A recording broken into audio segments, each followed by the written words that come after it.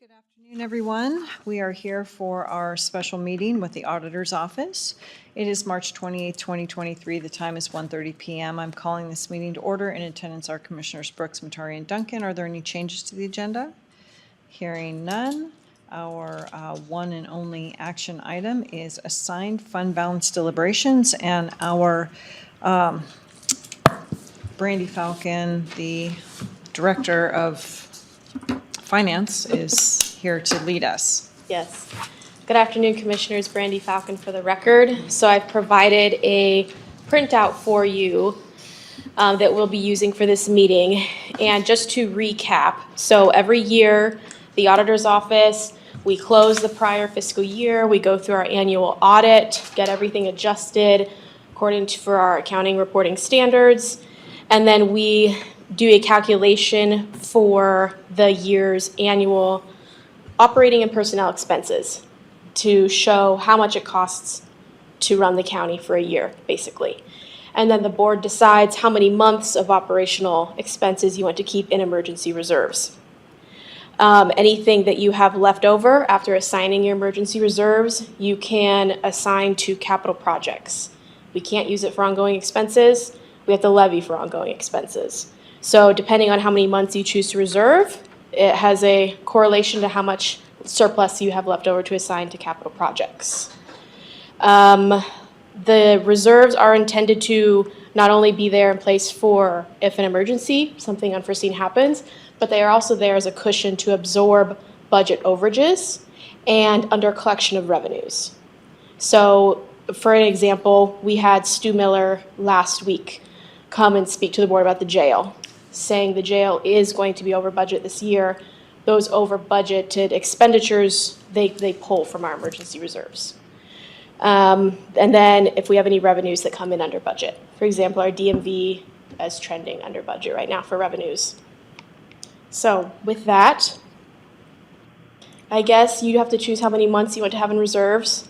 I will point out that last year we had $22.9 million in emergency reserves. This year, the projected amounts are significantly lower because we're not including solid waste.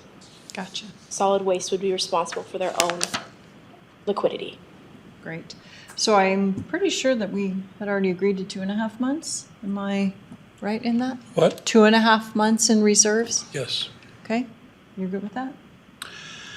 Yeah, I mean, I think it's a little high, but I'm not going to argue with it. I mean, I think Steve might say it's a little low. So I think it's a happy medium. Do you want to chime in? You have to come to the microphone. Sit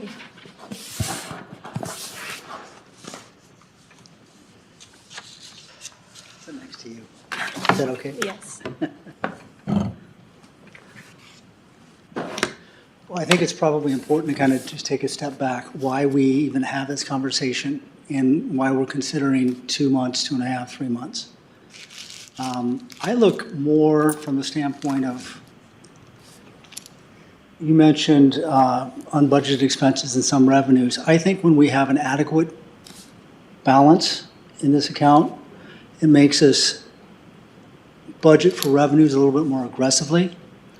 And I think that's where our challenges are going forward. It's not really our funds balance or our balance sheet. It's how do we fund ongoing operating expenditures. And as a county, I've seen many times we are a little bit hesitant to aggressively budget for revenues. And with an adequate balance of 2 months or 2.5 months, what it allows us to do is really dial in, and instead of aiming low on the revenue side, which I'm guilty of doing, maybe I aim at where I really think it's going to be or a little bit higher. And that additional revenue that we can now budget for will fund the actual expenses, ongoing expenses for additional FTE, wage adjustments, et cetera. Essentially, it's preventing overtaxation. You could look at it that way, yes, because you are going to reduce the amount of taxes that you levy to fill in that gap. So yes, you could do that. Or lower budgeted revenues. Right. Okay. The other thing that I think you need to focus on, or at least this is what I focus on, is I think the county, because we're one of the larger institutions in all of the geographic boundaries of Kootenai County, we have to have what I call a fortress balance sheet. It has to be rock solid. It can't be subject to criticism or it's got to be unimpeachable almost. And there are a number of different standards, and you pick the institutions or organizations, and they come out with kind of guidelines. And most of those guidelines are a minimum of 2 months that you want to have in this fund balance so that you have the ability to cover your gross operating expenses for 2 months. So I would never willingly go along with going below 2 months, but that's kind of the minimum. Temporarily, you can go below 2 months if you know that you have an avenue or a way of reimbursing that amount. And that might be 6 months, a year and a half later.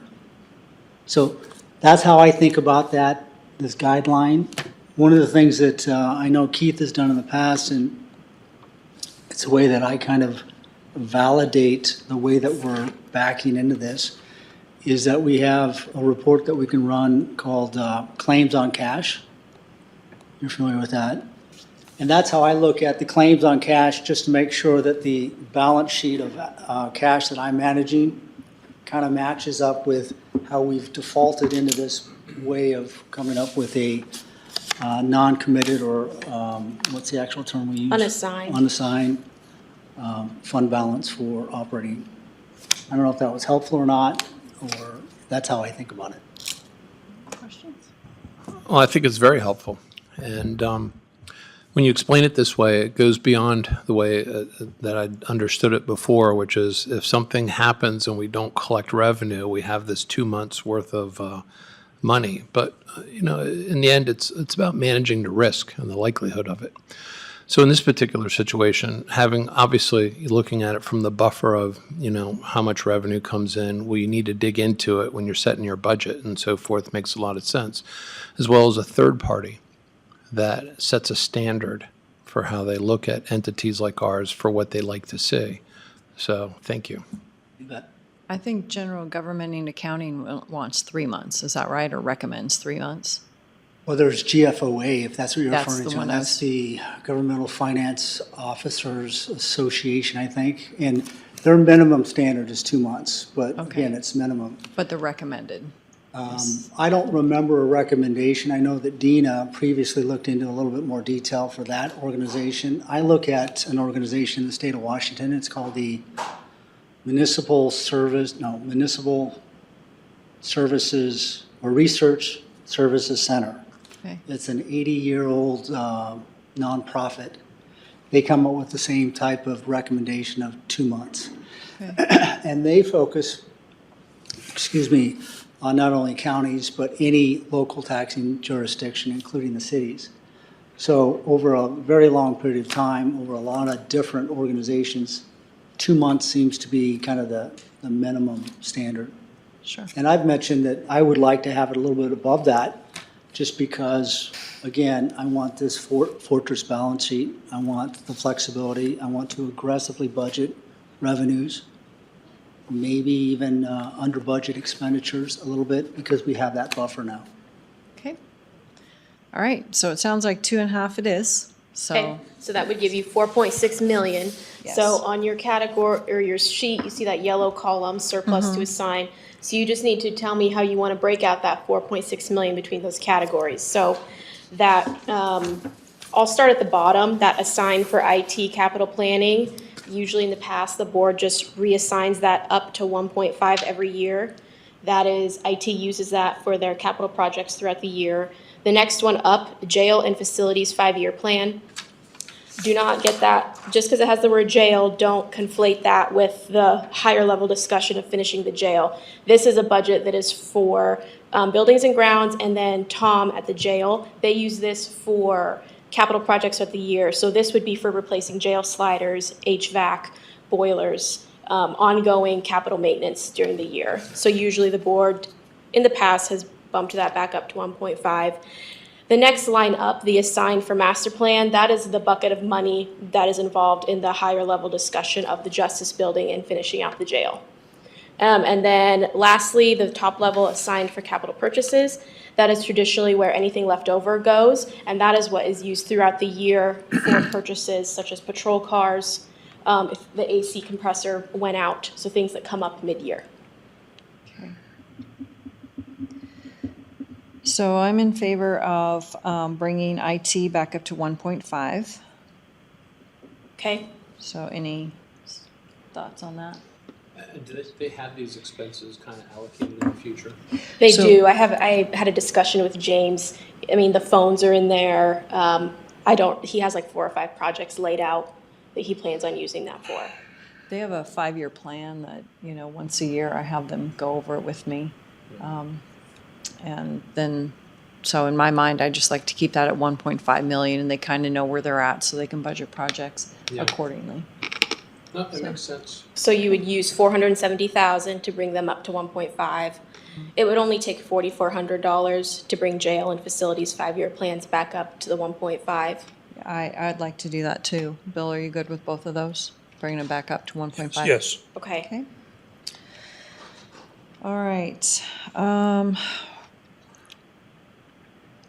So then that leaves you with 4.1 million to allocate between your last 2 categories, the master plan and then capital purchases. What do you normally keep for capital purchases? That has traditionally just been kind of the leftover. So the board will pick a round number they want for the master plan, say, we want to put 12 million there, and anything left over gets dumped into the capital purchases. So that's kind of the last emptied. That's what you use for any mid-year expenses.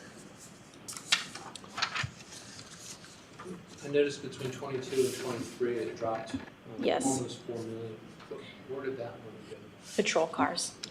$4 million in patrol cars? Yes, let me pull up the detail. So the board approved them to go purchase 45 patrol cars. So we pulled down 3.4 million for patrol cars. The rest of the money, there's a small amount the board has set aside for the county funded portion for the new justice building that has been taken out of there.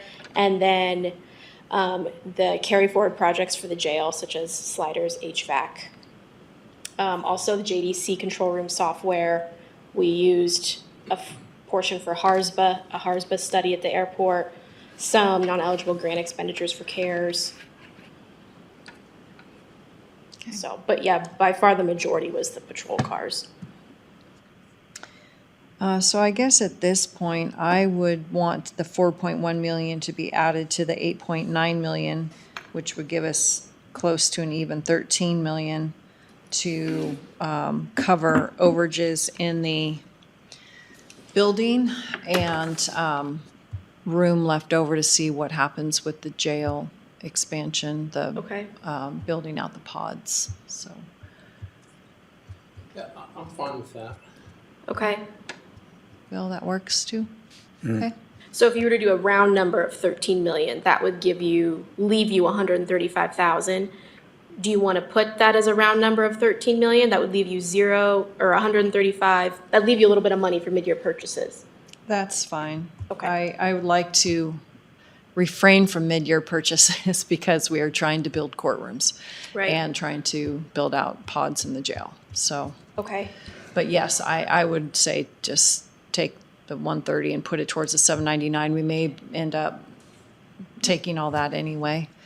Okay. So what is not here, though, is the 780 for the tribal allocation, right? Oh, you have a pool of money that we received from the federal government. The calculation was based on the amount of federal lands and tribal lands in your county. Right. I think it was approximately 700,000. We just have it sitting there. The board hasn't decided what to do with that. There's also 890,000 in a restricted fund balance account for district court. That is restricted by statute, and I think based on some preliminary discussions with legal, if we were to use some of that for the new building, we would have to, you're not allowed to spend it on any space dedicated to the prosecutor or AMP. It would have to be, I think, only the clerk's Yeah, but I would have to confirm that. But that's also available if we needed to utilize some of it. right. So then that's almost $1.5 million for those two. But then there's a second court. And then Fund 45, Uh-huh. District Court, that fund balance is split between the elected clerk, Okay. because she oversees the district court clerks, and then the trial court administrator. So again, the proposal would be that you would do a calculation based on how much square footage are the clerks getting, then you Right. could use a portion of that fund balance, how much square footage are the judges getting, use a portion of the trial court administrator. And again, you can't use it for prosecution or A&P. Correct. And that's 1.5 million? It is, no, I would say it's 2.5 to 3 million. Wow. Oh, Okay. That's both of them combined. The majority of that is the trial court administrator. Okay, so that's the 890 in there as well? Or, No, the 890 is separate Separate. from that. okay. So, yep. So let's just say 2.5 million Okay, for both of those departments, which are both moving into the the new new, building, well, new- portions of them. yes, portions, yeah. so, Okay. so it's another 4 million, basically. Yes.